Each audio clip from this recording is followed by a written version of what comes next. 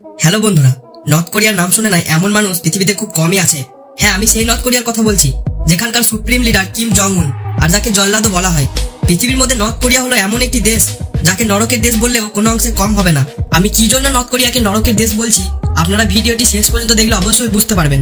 বন্ধুরা, আমি আপনাদের কাছে নর্থ কোরিয়ার ব্যাপারে এমন কিছু নিয়মকানুন এবং আইন শৃঙ্খলার কথা বলবো যেগুলিকে শোনার পর আপনি বলবেন যে আপনার কাছে আপনার দেশই বেস্ট। তো ভিডিও শুরু করি। কিম জং উন নর্থ কোরিয়াতে এমন কিছু শাসন ব্যবস্থা তৈরি করেছে যা নর্থ কোরিয়ার মানুষ না চাইলেও তাদেরকে সেই সব আইনগুলিকে বাধ্য হয়েই মানতে হয়। তার এই শাসনের বাইরে উত্তর কোরিয়ার কোনো মানুষই যেতে পারে না। আমাদের দেশে শত শত টিভি চ্যানেল রয়েছে, শুধু আমাদের দেশই নয়, পৃথিবীর প্রায় সব দেশেই শত শত টিভি চ্যানেল রয়েছে এবং আমরা আমাদের ইচ্ছে মতো যে কোনো চ্যানেল দেখতে পারি। কিন্তু নর্থ কোরিয়াতে এটা কখনোই করা যায় না। নর্থ কোরিয়াতে মাত্র 3টি টিভি চ্যানেল রয়েছে এবং সেই চ্যানেলগুলিতে সেগুলোই দেখানো হয় যা সেই দেশের সরকার ঠিক করে দেয়। সেই চ্যানেলগুলিতে সারাদিন শুধু সরকারের গুণগানই করা হয়। আসলে উত্তর কোরিয়ার সরকার চায় না যে তাদের দেশের জনগণ বাইরে দেশের কোনো প্রকার খোঁজ খবর রাখুক।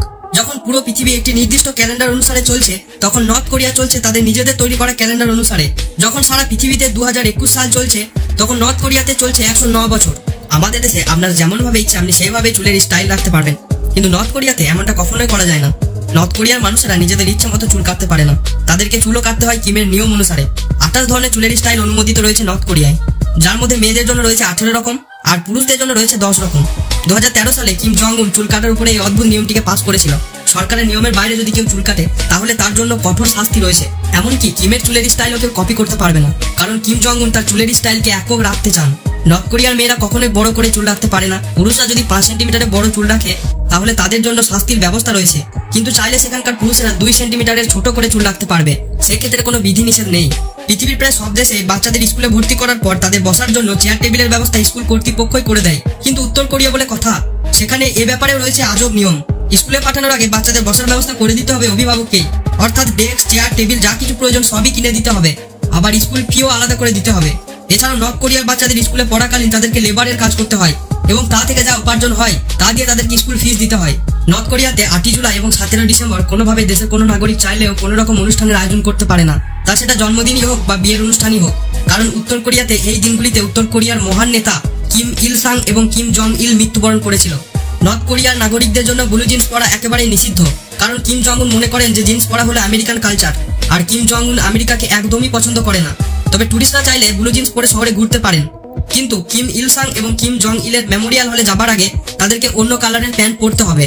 বন্ধুরা, যখন সারা বিশ্বে শুক্রবার এবং রবিবার ছুটির দিন হওয়া সত্ত্বেও নর্থ কোরিয়াতে শুক্রবার এবং রবিবারে কোনো ছুটি ছাড়াই নর্থ কোরিয়ার নাগরিকদেরকে কাজ করে যেতে হয়, অথচ সারা বিশ্বে মুসলিম দেশগুলিতে শুক্রবার ছুটি পালন করে এবং অমুসলিম প্রায় সব দেশগুলি রবিবার ছুটি পালন করে থাকে। অথচ উত্তর কোরিয়ার মানুষদেরকে সপ্তাহে 7 দিনই কাজ করে যেতে হয় এবং 7 দিন কাজ করার পর তারা মাত্র 6 দিনের স্যালারি পায় এবং বাকি 1 দিনের স্যালারি তাদের দেশের উন্নয়নের স্বার্থে কাজে লাগানো হয়। পৃথিবীর প্রায় সব দেশেই মানুষ চাইলেই তাদের পছন্দের গাড়ি কিনতে পারে, কিন্তু উত্তর কোরিয়ার মানুষ চাইলেও তাদের পছন্দের মতো কোনো গাড়ি কিনতে পারে না, কারণ উত্তর কোরিয়ায় সাধারণ মানুষের জন্য গাড়ি কেনাকে নিষিদ্ধ করেছেন এই মহান সমাজতান্ত্রিক নেতা কিম জং। সেখানে শুধু সরকার, সেনাবাহিনী এবং কিছু উচ্চপদস্থ ব্যক্তিরাই তাদের নিজেদের প্রাইভেট কার রাখতে পারে, যার জন্য পুরো নর্থ কোরিয়াতে মাত্র 100টির মতো গাড়ি রয়েছে এবং সারা দেশে এত কম গাড়ি থাকার জন্য সেখানকার রাস্তাগুলো একদমই ফাঁকা থাকে এবং বাচ্চারা রাস্তায় খেলাধুলা করে, তাই সে দেশের নাগরিকদের যাতায়াতের জন্য পাবলিক ট্রান্সপোর্টই ব্যবহার করতে হয়। নর্থ কোরিয়াতে সাধারণ মানুষ ইন্টারনেট ব্যবহার করতে পারে না, সেখানে শুধু মিলিটারি অফিসার এবং কিছু উচ্চপদস্থ নেতারা ইন্টারনেট ব্যবহার করতে পারে, কারণ উত্তর কোরিয়ার সরকার চায় না যে তাদের দেশের জনগণ ইন্টারনেটের মাধ্যমে বাইরে দেশের কোনো প্রকার খোঁজ খবর রাখুক। নর্থ কোরিয়াতে মাত্র 28টি ওয়েবসাইট অ্যাক্সেস করার অনুমতি আছে, তাও আবার সেগুলির উপর 24 ঘন্টা সরকারের নজরদারি চলে। নর্থ কোরিয়াতে অ্যাপেল, মাইক্রোসফট ও সোনির মতো বড় বড় কোম্পানিগুলিকে ব্যান করা হয়েছে। নর্থ কোরিয়াতে কম্পিউটার কিনলেও সরকারের পারমিশন নিতে হয়। নর্থ কোরিয়াতে কংমিও নামের ইন্টারনেট সার্ভিস আছে এবং রেডিস্টার নামের তাদের নিজেদের কম্পিউটার অপারেটিং সিস্টেম রয়েছে, যার মাধ্যমে ইন্টারনেট অ্যাক্সেস করা যেতে পারে। 2007 সালে নর্থ কোরিয়ার একজন নাগরিককে ফাঁসির সাজা দেওয়া হয়েছিল, কারণ ওই নাগরিক সরকারের পারমিশন ছাড়াই একটি ইন্টারন্যাশনাল কল করেছিল। তো বন্ধুরা, এবার বুঝতে পারছেন আমি কেন নর্থ কোরিয়াকে নরকের দেশ বলেছিলাম। বন্ধুরা, আপনাদের কি এখনো পুরোনো দিনের রেডিও শুনতে ভালো লাগে, তাও আবার একটি চ্যানেলই? আপনার ভালো না লাগলে উত্তর কোরিয়ার মানুষদেরকে জোর করেই ভালো লাগাতে হয়, কারণ উত্তর কোরিয়ার সরকার প্রতিটি বাড়িতে একটি করে রেডিও লাগিয়ে দিয়েছে আর তা দিনের একটি নির্দিষ্ট সময়ে চালু রাখতে হয়। আর সেই রেডিওতে দেশের সরকার নতুন নতুন নিয়ম কানুনের ঘোষণা করে, আর এই রেডিওকে কেউ কোনোভাবে বন্ধ করতে পারবে না। নর্থ কোরিয়াতে রয়েছে 3 জেনারেশন রুলস, মানে এখানে যদি কেউ অপরাধ করে তাহলে তাকে তো জেলে ঢোকানো হবেই, তার সাথে তার বাবা এবং তার দাদুকেও জেলে ঢোকানো হবে। যদি কোনো বাবা অপরাধ করে তাহলে তার বাবা এবং তার ছেলেকেও জেলে ঢোকানো হবে। বন্ধুরা, আপনারা জানলে অবাক হবেন যে নর্থ কোরিয়াতে পর্নোগ্রাফি দেখা একেবারে নিষিদ্ধ। যদি কেউ পর্ন দেখতে দেখতে ধরা পড়ে যায় তাহলে তাকে মৃত্যুদণ্ড দেওয়া হয়, শুধু তাই নয়, কাউকে বাইবেল পড়া অবস্থায় দেখা গেলে তাকেও সরকারি নিয়ম অনুসারে ফাঁসিতে ঝোলানো হয়। বন্ধুরা, আমরা সমাজে ছোট বড় ধনী গরিব সকলেই ফোন বা ক্যামেরায় ছবি তুলতে পারি, কিন্তু নর্থ কোরিয়াতে তা সম্ভব নয়। নর্থ কোরিয়াতে গরিবদের ফটো তোলা নিষেধ। উত্তর কোরিয়াতে ভ্রমণরত কোনো টুরিস্ট বা ব্যক্তি উত্তর কোরিয়ায় অবস্থানরত গরিব মানুষদের ফটো তুলতে পারবে না, এটা পুরোপুরিভাবে ব্যান করা হয়েছে। শুধু তাই নয়, উত্তর কোরিয়াতে গরিব মানুষদের সাথে কথা বলাও নিষেধ। সমাজে উচ্চ স্তরের মানুষেরা কোনোভাবে গরিবদের সাথে কথা বলতে পারে না, আর এটা স্থানীয় সরকার খুব ভালোভাবে নিয়ন্ত্রণ করে। আর তা ইচ্ছে থাকলেও কোনো ব্যক্তি সমাজে গরিব মানুষদের সাথে কথাও বলতে পারে না। নর্থ কোরিয়াতে মোবাইল ফোন নিয়ে ভ্রমণ করা সম্পূর্ণভাবে নিষিদ্ধ। পৃথিবীর কোনো টুরিস্ট নর্থ কোরিয়াতে মোবাইল ফোন নিয়ে নর্থ কোরিয়ার কোনো স্থানে সেলফি তুলতে পারবে না, কারণ টুরিস্টরা যখন নর্থ কোরিয়ার এয়ারপোর্টে পৌঁছায় তখন তাদের মোবাইল এয়ারপোর্টে জমা রাখতে হয়। আবার যখন ভ্রমণ শেষে তারা ফিরে যায় তখন এয়ারপোর্ট থেকে তারা তাদের মোবাইল নিয়ে নেয়। আর এভাবে টুরিস্টরা তাদের উত্তর কোরিয়ার ট্যুর সম্পূর্ণ করে। বন্ধুরা, উত্তর কোরিয়াতে টুরিস্টদের সাথে স্থানীয়দের কথা বলাও নিষিদ্ধ করা হয়েছে। তো বন্ধুরা, বুঝতে পারছেন, উত্তর কোরিয়াতে যদি ভ্রমণ করার ইচ্ছে থাকে তাহলে অবশ্যই সাথে করে কাউকে নিয়ে যাবেন। উত্তর কোরিয়া দেশটি পৃথিবীর অন্যান্য দেশের থেকে সম্পূর্ণ আলাদা একটি দেশ।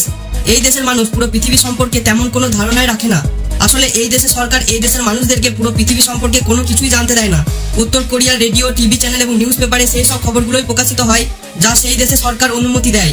সরকারের অনুমতির বাইরে গিয়ে কোনো টিভি চ্যানেল ও নিউজ পেপার তাদের নিজেদের ইচ্ছে মতো খবর প্রকাশিত করতে পারে না। বন্ধুরা, এত কিছুর পর উত্তর কোরিয়ার মানুষ কিম জং এর বিরুদ্ধে কোনো কিছু বলতে পারে না, কারণ উত্তর কোরিয়ার মানুষ কিম জং উনকে খুবই ভয় পায়। কারণ কিম জং উন এতটাই রাগী যে কিছু বছর আগে কিম জং উন তার নিজের চাচাকে উল্লঙ্ঘ করে 120টি ক্ষুধার্ত কুকুরের সামনে ফেলে দিয়েছিল, যার ফলে তার চাচার মৃত্যু হয়েছিল। কুকুরগুলো এতটাই ক্ষুধার্ত ছিল যে তার চাচার শরীরের কোনো অংশ তারা ছাড়েনি। নর্থ কোরিয়াতে গান শোনাও এক ধরনের বড় অপরাধ, তবে আপনি চাইলে একটি মিউজিক প্রতিদিনই শুনতে পারবেন, আর সেটা হলো সেখানকার জাতীয় সঙ্গীত। এখানে গান গাওয়ার উপরেও সরকারের কন্ট্রোল রয়েছে, আপনি তাই গাইতে পারবেন যা দেশের সরকার আপনাকে অনুমতি দেবে, অর্থাৎ কিম জং এর প্রশংসা অথবা উত্তর কোরিয়ার প্রশংসা। নর্থ কোরিয়ার মানুষ কিম জং এবং তার ফ্যামিলিকে পুজো করে, এমনকি নর্থ কোরিয়ার ইতিহাস বইগুলোতে শুধু কিম ইল সাং এবং কিম জং ইলের বীরত্বের কথা পড়ানো হয়। অন্য দেশের ইতিহাস নিয়ে তাদের কোনো মাথা ব্যথা নেই। নর্থ কোরিয়াতে 1990 সালে একটি আদেশ জারি করা হয়েছে যে নর্থ কোরিয়ার প্রত্যেকটি শিক্ষককে অ্যাকর্ডিয়ান বাজানো জানতে হবে। অ্যাকর্ডিয়ান হচ্ছে হারমোনিয়ামের মতো একটি জিনিস। নর্থ কোরিয়ার প্রায় প্রত্যেকটি নাগরিকই হারমোনিয়াম বাজানো জানে, আর যে বাজাতে পারে না তাকে জরিমানা দিতে হয়। নর্থ কোরিয়াতে কোনো ব্যক্তি তাদের বাচ্চাদের নাম কিম জং উন রাখতে পারবে না। যাদের নাম প্রথম থেকে কিম জং উন রাখা হয়েছে তাদেরকে তাদের বার্থ সার্টিফিকেটটি চেঞ্জ করতে হবে। নর্থ কোরিয়ার যে কোনো নাগরিক ভালোভাবে কিম সাং ইল লিখতে পারলে তাকে শিক্ষিত বলে ধরে নেওয়া হয়। নর্থ কোরিয়ার প্রত্যেকটি নাগরিকের বাড়িতে নর্থ কোরিয়ার লিডারদের ফটো রাখা বাধ্যতামূলক। শুধু ফটো রাখলেই হবে না, তার যত্নও করতে হবে খুব ভালোভাবে।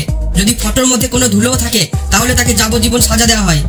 নর্থ কোরিয়ার একজন মহিলা এখনো পর্যন্ত জেলে রয়েছেন, তার কারণ হচ্ছে একদিন ওই মহিলার বাড়িতে আগুন লেগেছিল এবং সেই আগুনের মধ্য দিয়ে সে কোনো রকম ভাবে তার বাচ্চাদের প্রাণ বাঁচিয়েছিল, কিন্তু ওই মহিলার বাড়িতে লাগানো নর্থ কোরিয়ার লিডারদের ছবিগুলি পুড়ে গিয়েছিল, যার জন্য তিনি জেলে রয়েছেন, কারণ ফটোর থেকে প্রথমে তিনি তার বাচ্চাদের প্রাণ বাঁচিয়েছিলেন। বন্ধুরা, আপনারা এটা জানলে অবাক হবেন যে উত্তর কোরিয়ার প্রতিটি বিল্ডিং এর কালার একই রকমের।